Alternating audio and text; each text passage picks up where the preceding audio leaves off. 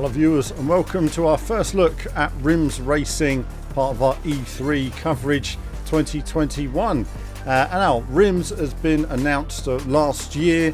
We've been looking forward to it for some time. Developed by Italian developer Raceward Studio in cooperation with the Kiloton engine. And we can see here the first look at the, well, stunning bike models that are also on display. We saw the early trailer and we thought, wow, that trailer looks a bit nice. The game isn't going to look that good. And now we see our first look at the game, and already the bike models are very impressive.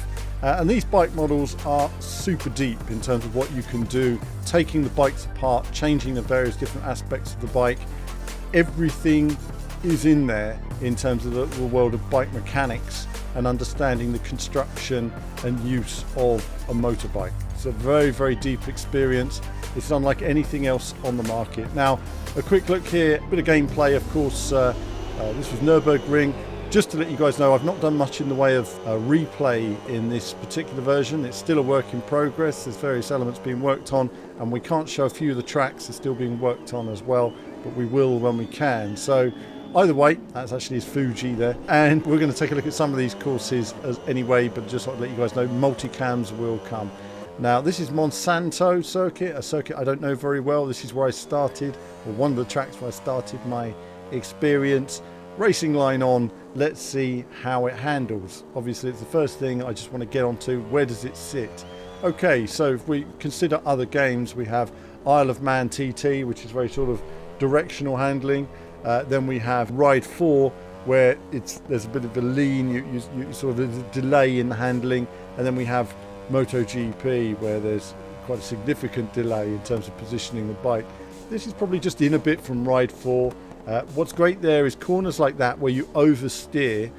Often on say MotoGP, you just keep on going, whereas here you can literally back away from the corner a little bit. You can control the throttle, control the apex speed, control the apex lean. It just helps a bit with controlling and balancing the bike, gradually building up speed. So handling wise, it's relatively intuitive. That's not to say it's perfect with every bike, but one of the things about this experience that I haven't managed to get into yet is you've got to learn how to ride your bike properly on all of these courses, and then how to tune your bike and maximize it. And of course, from there, you can really improve your lap time. Now, we also see one of the onboard views here as well. There are 3 onboard views. There's one that's just a bit forward on the handlebars, it's central, different lean aspect. You've got the helmet cam, and then of course beyond that you have the bumper view, as well as 2 behind bike views. Very immersive, great audio, great feeling of speed. In terms of the graphics, I'm liking what I've seen. The bikes look good, the circuits look nice. There is a kind of a grit, a dirt, a life to the tracks. This is something I talk about a lot in various different games, and you can see that here. There's lots of detail on the tarmac, rubber and marks on the curbs. Just gives it that lived-in feeling in terms of the track. Now, with all of these runs, I've been gradually building up pace. I'm not going pedal to the metal yet. This is very much a case of getting used to the bike, trying the different bikes out, seeing what the pace is like, seeing what the braking distances are like as well on the various different bikes. The Kawasaki Ninja here, for example, bullet down the straights, not the best handling, but requires quite long braking distances. You've got to position that in. If you don't get your braking distances right, and I will tell you, I didn't at first, you're going to fly straight off into the bushes. I haven't shown you constant crashes in this video, but I will when I do another video looking more specifically at the handling. Now, there are different handling modes in here between this intermediate level and the realistic. And I've got to identify what the difference is between the 2 right now. It didn't seem obvious to me straight away, so I've got to test some of that. Here's a little bit of the helmet cam as well, following that race you were just seeing. And again, very immersive, great audio.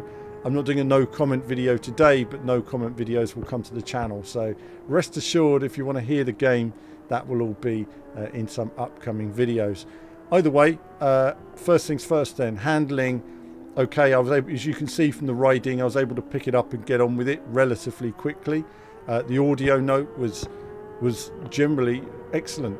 In terms of Ducati, there's another bike, I don't know which one it is, but and I don't want to mention a bike we're not allowed to mention, but it was it sounded awful. We see it later in the video actually. It just didn't sound, whether it was an electric bike, something like that, but this bike sounded pretty good. There was a nice muffled sound when you've got your helmet on. It just gives you that feeling of immersion. So gameplay, graphics, audio, so far so good. Let's take a look at the one player mode. Now the career in this is considerable in terms of the amount of depth there is in the career. You start off, you choose your bike and you get stuck in. Now we start off here with choosing your bike and then choosing your overalls. Can't show a lot of this stuff yet because there's still, again, licensing issues and stuff, but we'll come back to this later. Suffice to say, lots to do to dress your guy and to or gal and have your bike looking good. So then it's on to the events that we see here as well, and you can see a list of those events there. That's the first list of 70. Lots to do there. But let's start from the very beginning, and I've shown a few of these in order. First things first, just getting used to your bike. Starting, and we're on Zolder, so just going to get ready to pull away here, and it gives you your objectives, if you like, before you go and ride. Quick flick through the views there. I'm going to go through the views on another video. It's quite a lot I haven't done on this video. We'll go through later. But one of the key aspects we're going to take a look at now, motorbike status check, I think it is. Motorbike status check, there it is. So anytime you can freeze time and you can bring up a menu which shows you elements throughout the way the bike works. You can check on the status, you can learn information, you'll have seen there, about that part. So if you don't know what it is, you can learn about it, then go back to the pits and direct your pit crew as to what needs to be done. So if you're changing your fuel and your settings on your bike and your tires, then you can not only select what you need, but also there's a sort of a form of QTE experience. It's not necessarily quick time in the timing, but you generally try to do it as quick as you can to direct your mechanics, tell them to unscrew this, do that, and then you get back on your bike and do a bit more testing. So nice to have those little elements in there. I thought that was unusual. It's not something we've done before, but it was something nice, something a new little addition that you've just got to get used to straight when it's saying, oh, rotate the left stick. What's this? Something new. Back to base then, and we'll take a look at the bike mechanics section. Again, looks really nice, and the depth here is enormous. I mean, you can see a list there, and there's another list if you press LB and RB. Lists and lists and lists and lists of things. And when you go into them, you go through what needs to be done. So if you want to change a part, such as brake pads here, you take these screws out, you take these parts off, and so on. And then you go through the sort of QTE things in terms of unscrew this and unscrew that, change the part, put a new part on, and then put it all back into place again and go through the same process as you put it back on the bike. So you'll understand at the end of this exactly what's required to change that part on your bike. Now, if you're looking at engine parts, then obviously there's a lot more to do, and where this was just 3 or 4 things, you can have whole lists of parts that need to be taken off the bike to change that one part, put it back on. But it takes you through it. It's not like you need to figure it out yourself, but it does put you in a position where if you were to change that part on a real bike, potentially it would be quite similar and you'd know roughly what you were doing from a layman's perspective. So nice to see that. You can buy and sell parts. Your inventory is quite limited in terms of the amount of parts you can have. So buy and sell parts, and you have different sort of management trees, there's skills trees. I haven't seen all the trees that are in the game, but there's lots of areas for developing your team, getting cheaper store parts, and again, just other things to do with the performance of the bike and the staff on the bike as well. So once you've got that bit out of the way in the career, you carry on and you get on with some testing and then some racing, and you have your first race, and we see a bit of Zolder. Wet conditions here with a drying line. I can't say that I noticed a difference, but then bear in mind this was my first time racing on a lot of this stuff. I'm still quite progressive with the bike in terms of not flat out, not braking last minute. I'm sort of getting the bike into corners and being progressive, and I'm finding I'm enjoying the general bike riding. I don't feel like I need to completely push on the limit all the time. When I was on the bike, and I believe it or not, this is one of those few games where I actually raced on the bike as well. Many will know I don't normally, but I did feel there was a very realistic feel of just being on a real bike on a real racetrack. Now, I will point out now there's only 8 bikes. That's only 8 bikes, because when you look at the detail of being able to take those 8 bikes apart and the thousands of parts for them, this is completely different to anything else. It's not like other games that have, you know, hundreds of bikes. You know, you pick a bike and you bond with that bike and you develop it over a period of time and you enjoy the riding on it. So in terms of maximizing your speed, that comes with time and experience, but also understanding how to get the most out of your bike. Now you're seeing a bit of onboard the bike here as well. Again, looks really nice. Just learning my way around Zolder, making a mistake there, but gradually you'll find the braking points and get quicker and quicker at it. So I guess at this point of playing it, I was thinking, well, actually, I'm quietly impressed with what I'm seeing here. You know, where Isle of Man TT and Milestone have pretty much dominated the bike market. You know, we've got a new player in town, and first impressions for a first game in a new franchise so far, we're very, very impressed with it so far. Now, in terms of conversions, you're seeing the PC version here, which will no doubt be identical, if not even better, on the console formats when they're released on the next gen.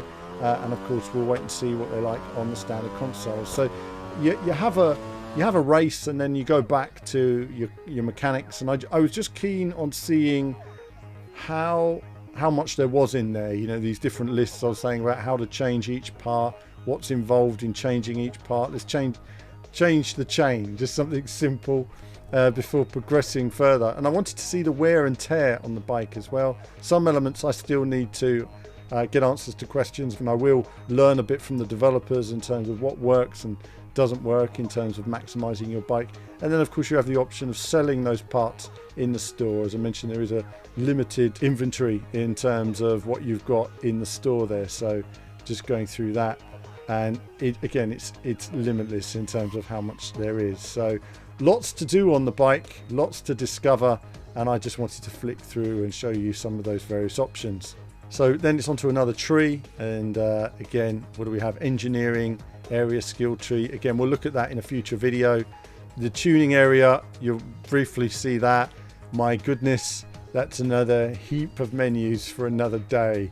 Again, all of this stuff would take, you know, a lot of play, because you need to dial yourself in to riding the bike, and then you need to understand what are the things I need to do to make it better. And if you know anything about balance in motorsport, it's a seesaw effect all the time. You know, you take one thing away if you're going to give something else, and that's going to take time. I am keen to know how you know, superbike racers feel about this kind of stuff as well, in terms of whether there are real life tuning and techniques that they have that they can apply to this, as we take a little look at Suzuka here as well. Again, it's got a worn feel to it, but that's fine, because you go to a lot of these tracks when it's not F1 day. This is more how they look on the standard track day. You know, it's quite funny when the F1 comes around, suddenly they paint the whole circuit and relay all the bumpy bits. But either way, it looks good, and it's nice to race around Suzuka, one of several tracks. We don't have all of the track listing being shown today, but we're showing you a few tracks here and there. And again, we'll go through all of this on a future video. So there'll be a more specific look at the handling, a look at the tuning and those elements, and a look at the different tracks, besides some online play at launch when I'm streaming, stuff like that. Do follow me on Twitch, and you can see me play this live and fall off live, and learning those laps as well. It does require a fair amount of concentration, but the fact that you can, like you say, correct the bike in a way through a corner gives you that nice feeling of stability. But you really do need to know where the braking points are, because if you brake too late, you will just sail off into the bushes. And again, here I need to understand a bit more in terms of traction, like whether on the grippy line, not on the grippy line, and how the tires work. So lots to learn on this look at RiMS Racing.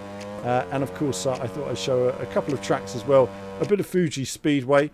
Race this a lot in Gran Turismo, so it's a course I know well. It's good to race, you know, Nürburgring and Suzuka and Fuji, because these are circuits we've played a lot in other games, and it gives a good reference point. No doubt I'll compare some of this later. So a new addition to the biking genre, an impressive debut so far, it looks like, on the way. Wait and see and test the final game, of course. We've got to really break it down. This is a demo build, this is not the final game, and I will test out other elements. If you have any questions about the game, do pop those into the comments. Do like and subscribe, supports all I do. Any questions you have, let me know in the comments, concerns, and we'll talk a bit about that in streams as well, and I'll see if I can get any answers out of the developers as to the future of the game. But as a debut product and a first look, a first hands-on, quietly impressed with what I'm seeing here. It's a good new addition to the market, shakes it up a bit, gets everybody to push harder. I'm impressed to see where this goes. But that's it from me for now, for this look at RiMS Racing on our E3 coverage 2021. I hope you've enjoyed it. I'll be getting on with other stuff now. A bit of WRC 10 is on the way as well, and there'll be other racing games to look at, so lots to look forward to on the channel. But that's it from me for now. As ever, more soon.